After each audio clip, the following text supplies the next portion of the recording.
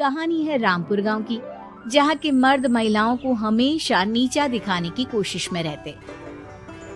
अरे अभी तक खाना नहीं आया, क्या मुझे एक और शादी करने की जरूरत है? नहीं जी नहीं, ऐसा मत करना, वरना मैं कहाँ जाऊंगी। खाना लेकर मैं अभी आई जी।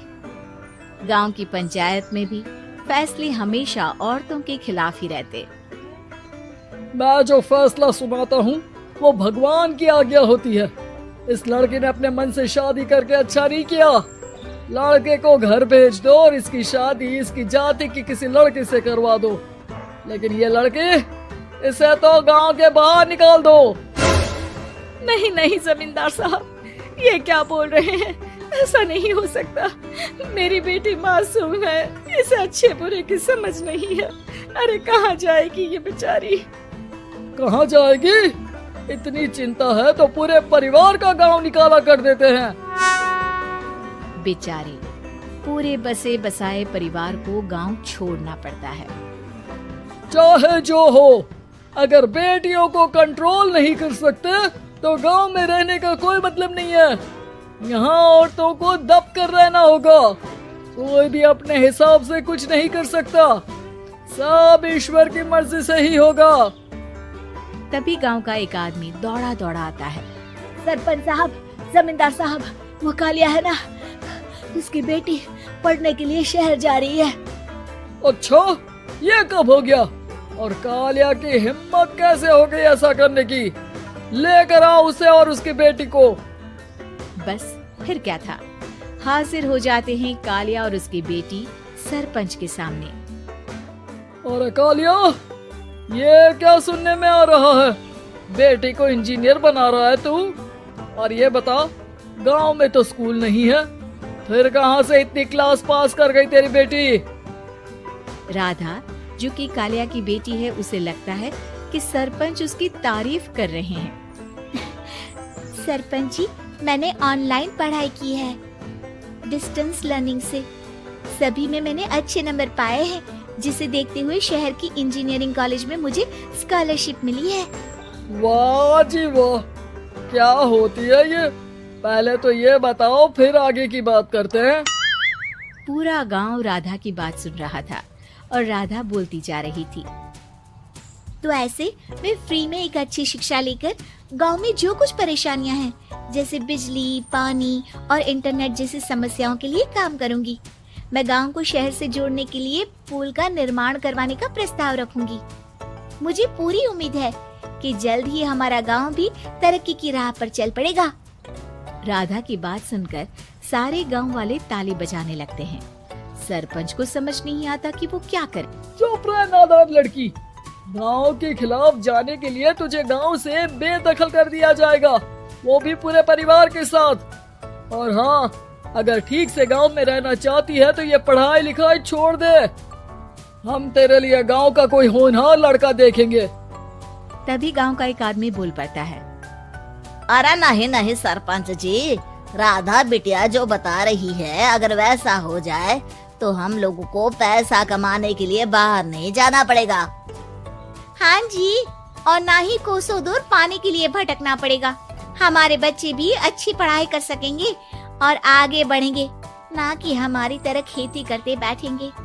क्यों गांव वालों, राधा बिटिया का साथ देना चाहिए ना। सरपंच देखता है कि गांव राधा के साथ है तो वो चुप हो जाता है। वो घर आकर अपने सलाहकार से बात करता है, जो बहुत ही चालाक किस्म का इंसान होता है। अरे सरपंच साहब, आपको बहुत ही होशियारी से काम लेना पड़ेगा।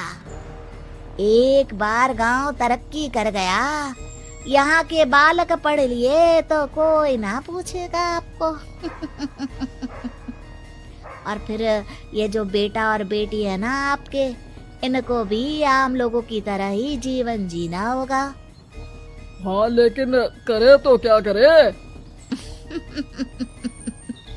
वो ना आप मुझ पर छोड़ दीजिए, बस मैं जैसा बोलूं करते जाइए।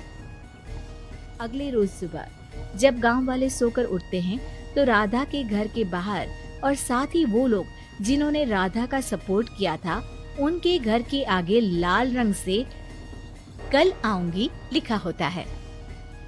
कल आऊंगी, ये क्या होता है? अरे यह तो खून से लिखा है, लगता है कोई भूत प्रेत या चुड़ैल का साया है। चलो सरपंच जी के पास चलते हैं। सभी सरपंच के पास जाकर उसे सारी बात बताते हैं। अरे ये तो बड़ी मुश्किल की बात है। चलो मैं एक बाबा को जानता हूँ, उन्हें बुला लेता हूँ।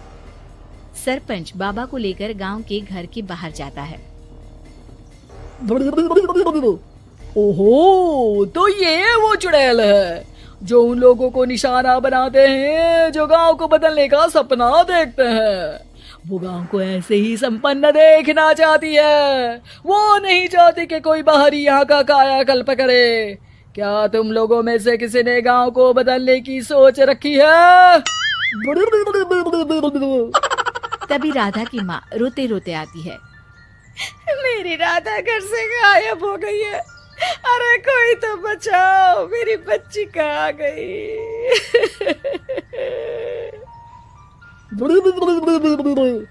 ले गई वो चुड़ैल, तेरी बच्ची को ले गई। अब वो उसे श्रापित करके छोड़ेगी, उस पर चुड़ैल का साया हो जाएगा। तभी बुरी सी हालत में राधा भी वहां आ जाती है। उसके बाल चुड़ैल की तरह फैले होते हैं और कपड़ों में खून लगा होता है। सभी राधा को देखकर डर जाते हैं। माँ, पता नहीं मुझे कौन उठा कर ले गया था। अरे दूर दूर हो जा चुड़ैल, अब हम लोग इस गांव में नहीं रुकेंगे। अरे कैसे बातें कर रहे हैं आप? कल तो आप मेरे भरोसे गांव का हुलिया बदलने, अपने बच्चों को पढ़ाने और तरक्की उन्नति की बात कर रहे थे, तो आज क्या हो गया आपको? ये फिर तुम लोगों को बहकाएगी। ये चुड़ैल गांव में आ चुकी है, ऐसे ही ये तुम्हारे घर के बच्चों को भी ले जाएगी। गांव वाले राधा को गांव से बाहर निकाल देते हैं। उसके माँ बाप रोते रहते हैं, लेकिन गांव वाले नहीं मानते। मैं भी अपनी बहन के साथ गांव के बाहर रहूंगा, लेकिन वो पढ़ाई नहीं छोड़ेगी। वहीं सरपंच के घर पर सलाहकार कहता है। देखा, सांप भी मर गया और लाठी भी नहीं टूटी। लेकिन अगले ही दिन सरपंच के घर के बाहर भी वही शब्द लिखे होते हैं और फिर सरपंच की बीवी कहती है, हमारी बेटी को किसी ने अगवा कर लिया है। तभी राधा का भाई वहां आ जाता है। अरे गांव वालों, मैंने सरपंच जी की बेटी को देखा था। वो चुड़ैल उसे उठाकर ले जा रही थी। अरे क्या मजाक कर रहे हो? नहीं नहीं सरपंच जी, आप नहीं जानते। वो चुड़ैल अब आपकी बेटी में आ जाएगी, जैसे राधा के अंदर आ गई थी। तभी सरपंच की बेटी वैसी ही हालत में वहां आती है जैसे राधा आई थी। पापा, पता नहीं कैसे मैं गायब हो गई थी। चुड़ैल, इसके अंदर भी चुड़ैल का साया है, मारो इसे।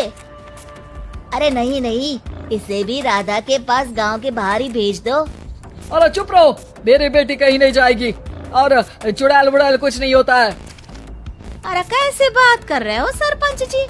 आप तो बोल रहे थे कि आपका फैसला भगवान का ज्ञान होता है, तो अपने पर बात आई तो अब आप ऐसे बोल रहे हैं। अरे ना ना ना, आपको अपनी बेटी को त्यागना ही होगा। अरे बुलाओ बाबा को। राधा का भाई बाबा को ले आता है, जिसे अब गांव वालों के डर के कारण सच बोलना पड़ता है। मैं कोई बाबा नहीं हूँ, मैं तो मोची था। ये सलाहकार महोदय ने मुझे कहा था एक्टिंग करने को। अब वो मुझे पैसे देने वाले हैं। अब मुझे माफ कर दो। गलती हो गई, मुझे माफ कर दो। तभी वहां राधा आ जाती है। देखा सरपंच जी, जब गांव के बच्चे साक्षर होंगे तो आप जैसे लोगों की चालाकी नहीं